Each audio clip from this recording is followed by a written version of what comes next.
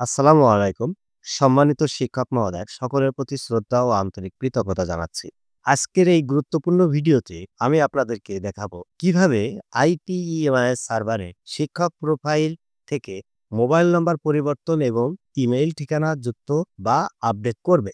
তার আগে আমরা জেনে নিই কেন এই আপডেট জরুরি। খুব শীঘ্র IPEMIS এ ওটিপি সিস্টেম চালু হচ্ছে।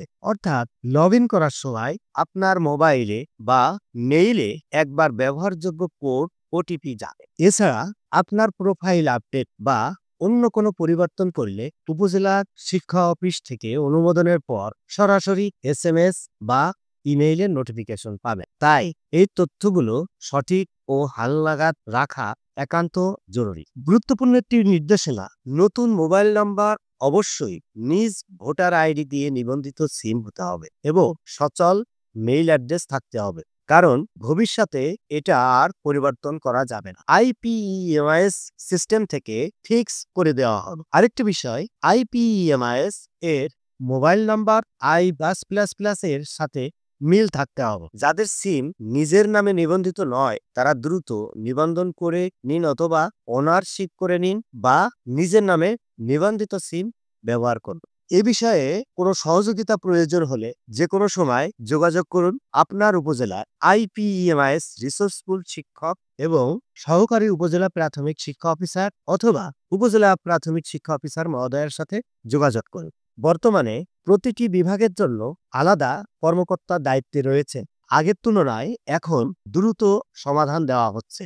মোবাইল নাম্বার এবং ইমেইল অ্যাড্রেস পরিবর্তনের ক্ষেত্রে বা যুক্ত করার ক্ষেত্রে সহকারী উপজেলা প্রাথমিক শিক্ষা অফিসার মহোদয় বা উপজেলা প্রাথমিক শিক্ষা অফিসার মহোদয় এবং জেলা প্রাথমিক শিক্ষা অফিসার মহোদয়ের আইডিতে এই কাজটি করার কোনো সুযোগ আপাতত নেই। সেক্ষেত্রে অবশ্যই একটি আবেদনের মাধ্যমে এই কাজটি করতে হবে।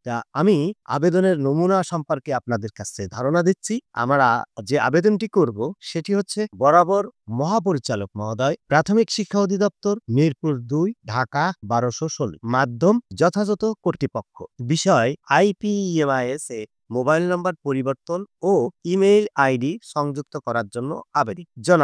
যথাবিহিত সম্মান প্রদর্শন পূর্বক লিখিত নিবেদন এই যে এখানে আপনি আপনার নাম লিখবেন, আপনার স্কুলের নাম, আপনার পদবি লিখে এর পরবর্তী ধাপে লিখবেন, মহোদয়, বর্তমান IPEMIS এ ব্যবহৃত মোবাইল নাম্বারটি আমার নিকট থেকে যে কোনো ভাবে হারিয়ে গিয়েছে অথবা নষ্ট হয়ে গেছে। আপনার যে বিষয়টি আপনার জানানো প্রয়োজন আপনি সেটি এখানে উল্লেখ করবেন। এখন এই সিমটি আপনি রিপ্লেস করতে পারেননি সে বিষয়টিও উল্লেখ করতে পারেন এবং আপনি যদি মেইল অ্যাড্রেস কখনো দিয়ে না থাকেন সেই মেইল অ্যাড্রেসটি যুক্ত করবেন সেটিও এখানে আপনি লিখতে পারেন। আবেদনের যে মূল ফরম্যাটটি সেটি আপনাদেরকে আমি দিয়ে দিব। ওয়ার্ড ফাইল আপনারা এডিট করেও কাজ করতে পারবেন। এর পরবর্তীতে আপনি আপনার নতুন মোবাইল নাম্বার এবং পুরাতন মোবাইল নাম্বারের একটি সেই ছকে দিয়ে দিবে। এর পরবর্তীতে আপনি নিচেই আপনার অ্যাড্রেসটি দিয়ে দিবেন। এই ছিল আমাদের নমুনা যে আবেদন। এই আবেদনটি আমাদের উপজেলা প্রাথমিক শিক্ষা অফিসার মহোদয় এই আবেদনটি কিন্তু আবার ফরওয়ার্ড করবেন।